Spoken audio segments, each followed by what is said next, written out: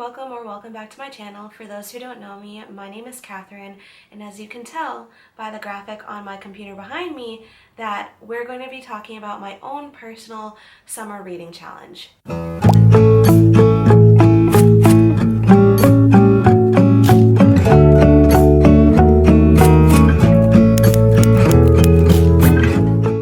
This summer reading challenge that I'm doing for myself is going to take place during the summer season, which is from June 20th until September 22nd. I'm just doing this for myself, and by no means do you have to join in. I just thought I would share what exactly I'm doing during the summer months. Consider this my summer TBR or to be read list. Sort of. I'm going to try to get to all of these books and fulfill all of these prompts for myself by the end of the summer, but I'm not putting a bunch of pressure on myself. This is just like something to get me in the mood for summer reading. For those who don't know, I am from New England, and I don't know if it's like this in other parts of the United States or across the world, but essentially here in New England, during the summer months when the students are out of school, they're assigned like a summer reading list where they have to read like 1, 2, maybe even 3 books during the summer, and then they have to like report back, either writing like an essay or doing a project on what they read during the summer. And I always remembered enjoying that. Reading was always difficult for me. Not to say that it wasn't fun. I always loved and enjoyed reading, but reading always came at a difficulty for me. I can't even speak right now. I always found reading difficult is what I'm trying to say. Even though it was still enjoyable, it was still fun, it always was somewhat difficult for me. It's a lot easier for me now. I had an IEP or an individualized education plan when I was from kindergarten all the way up through when I was a senior in high school. So they always worked on that with me. It was always like a struggle for me to read. I was always sort of a slower reader. I was never diagnosed with any form of learning disability. I don't have necessarily an official diagnosis of ADHD, autism, or dyslexia. I'm actually, surprisingly enough, going to try to get that checked out by a neurologist, because I think even though I wasn't officially diagnosed when I was in grade school, I do think I might have something. But that's besides the point. The whole reason why I'm doing this is because I want to get in the mood for summer. Whenever it comes to summer reading, it always makes me excited to read, and hence why I'm doing this personal summer reading challenge for myself, hence why you see this graphic behind me on my laptop. Anyways, let's get into this. I do have a graphic that I will put up on the screen here. Feel free to screenshot this if you do want to join in with me, because I think it's just a fun thing to do. By no means do you need to feel pressured to do this with me. This is just something that I'm doing for myself to just get in the mood for summer reading and get excited for reading in general. So feel free to take a screenshot of this template of the different prompts that I'll be fulfilling during this summer reading challenge, and feel free to join along with me if you would like. But anyway, let's get into this. I do have yet another graphic to insert on the screen because I will be explaining what I'm fulfilling for each of these prompts. Consider this to be my TBR or to be read list for this reading challenge.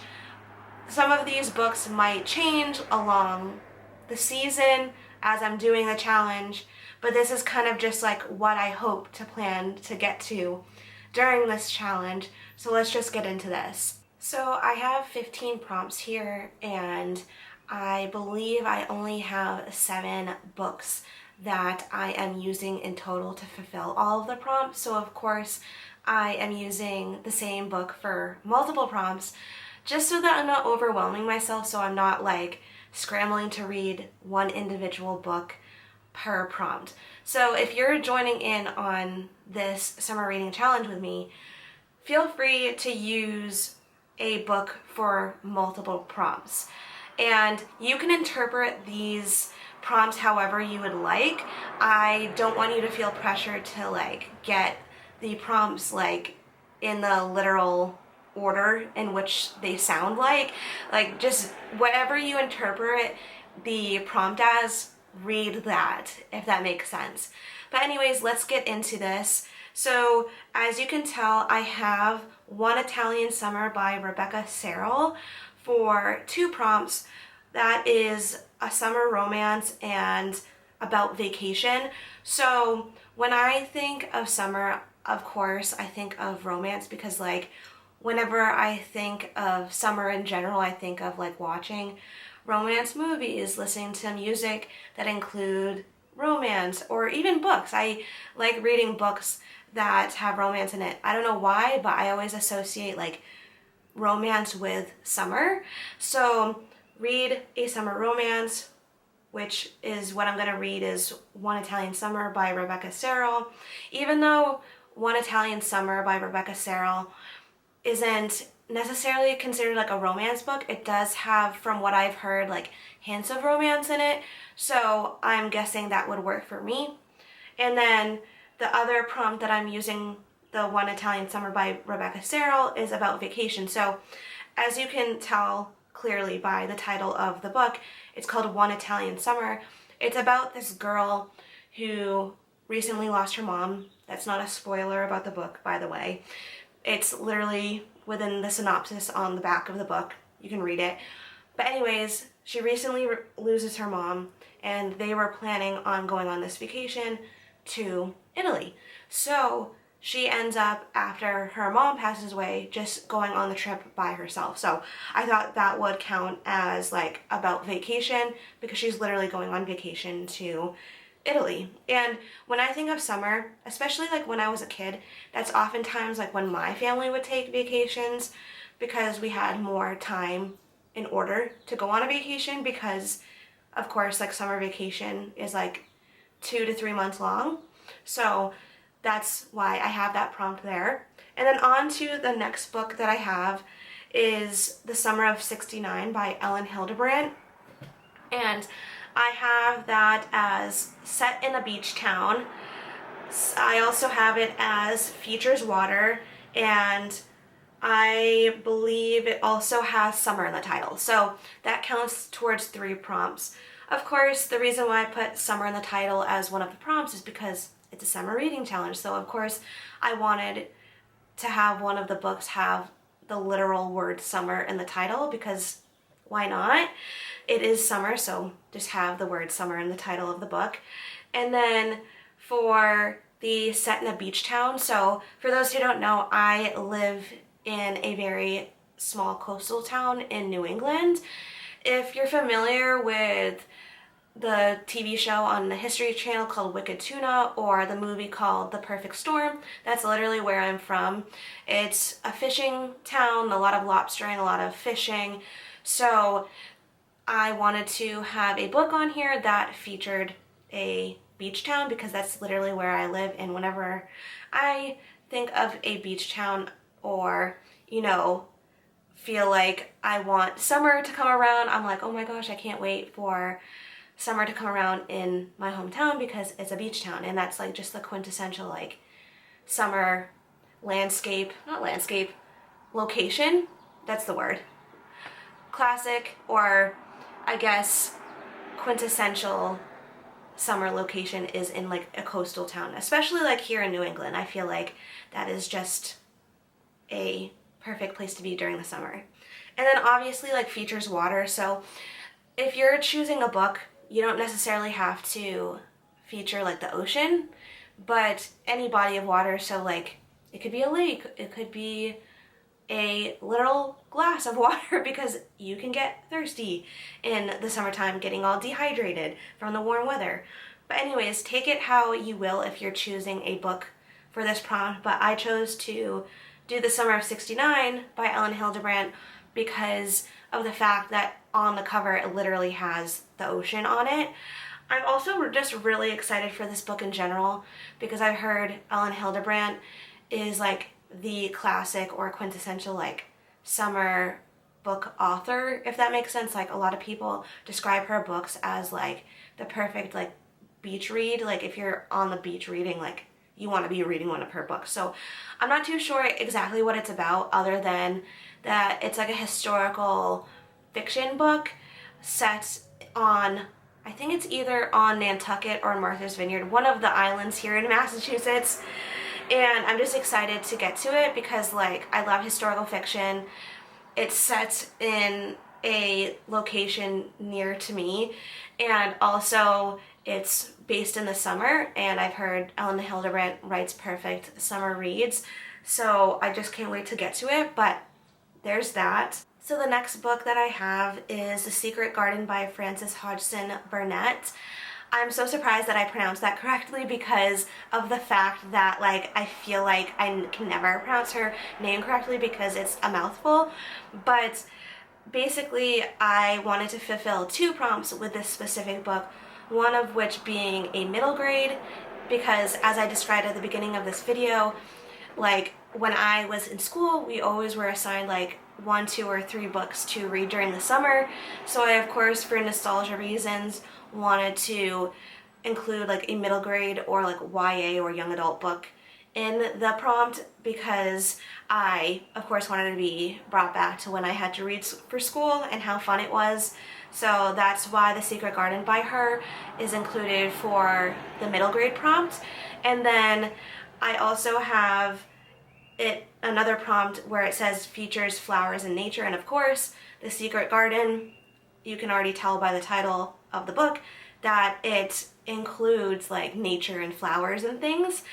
And the reason why I have that prompt on my summer reading challenge is because of the fact when I think of summer or spring, I think of nature, being outside, I think of flowers, so of course I had to include that as a prompt.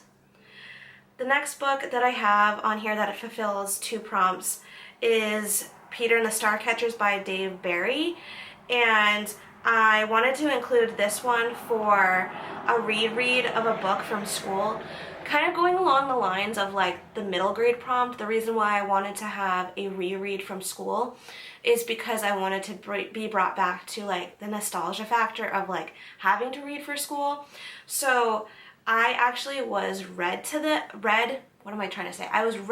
this book in class. Like my teacher in the 5th grade, Mrs. Scatterday, if you're watching this, thank you for reading this to me because it's like one of my favorite childhood books.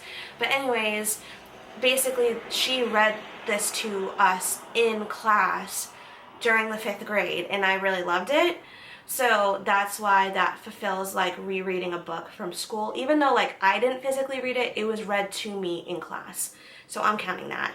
And then it also counts for like my fairy tale prompt, because as you can probably tell by the title, being that it says Peter and the Starcatchers, it's basically a fairy tale retelling of Peter Pan. So like I'm really excited to get back to it and like, you know, revisit the nostalgic factor of this book.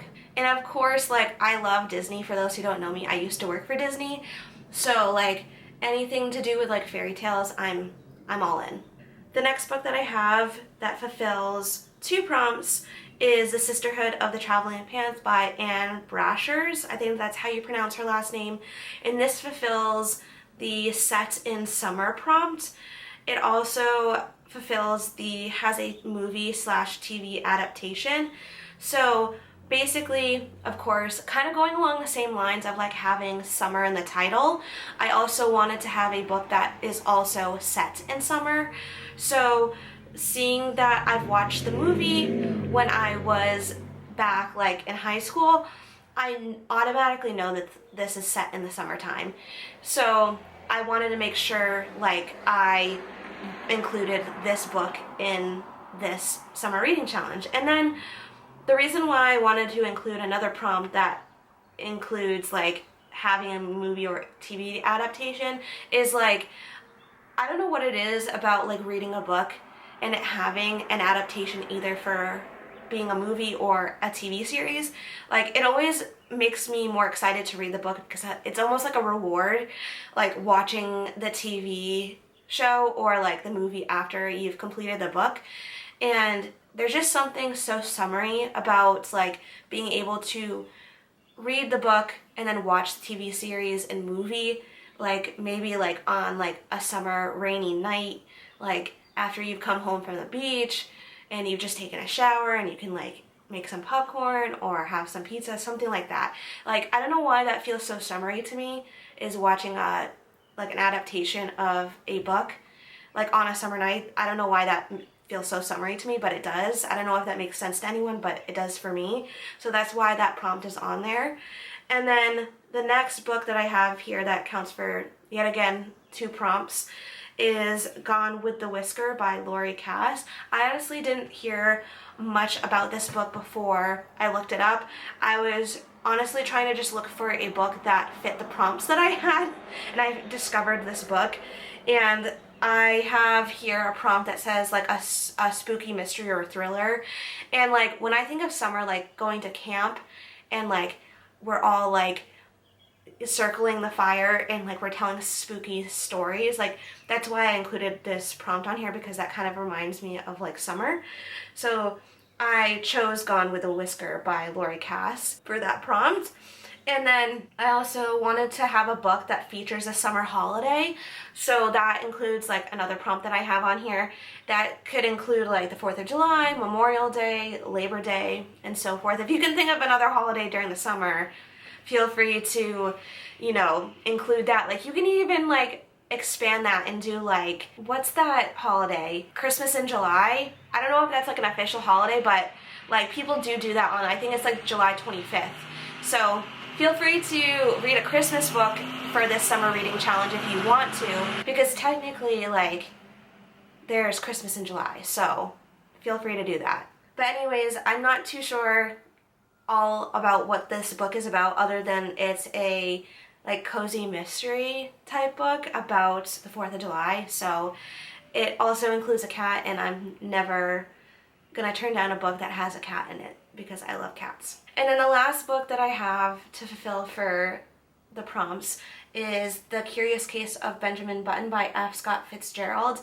I know that there's also a movie about this, but I'm not going to use it for the prompt for like a movie or TV adaptation. I'm going to use it for the prompts of a classic and also a book that's under 100 pages. So essentially the reason why I chose a classic for a prompt is because of the fact that like when I was reading for school for like a summer reading list, sometimes they would include classics on that list. So that's part of the reason why I included a classic for one of the prompts. And then also like a book that's under 100 pages. When I think of like summer reading, sometimes I think of like quick reads, if that makes sense, like a book that I can easily get through. So if a book is under 100 pages, of course I'm going to get through it very fast, possibly within a day. So that's why I had included those 2 prompts, and I thought The Curious Case of Benjamin Button by F. Scott Fitzgerald would fit those prompts perfectly, because it is under 100 pages and it is considered a classic. I honestly can't wait to get to this book, because I don't know, if it wasn't for this prompt, or prompts I should say, I don't know when I would have gotten to it. I probably would have just like pushed it off, because it's one of those classics that I always said that I wanted to get to, but like I never really like pushed myself to do it. But anyway, I can't wait to get to all of these books. Again, feel free to join me on this summer reading challenge if you want to. By no means feel pressured to do it with me. This is just like my own personal reading challenge for the summer that I'm doing. But yeah, I look forward to doing it, and I look forward to seeing if other people join me.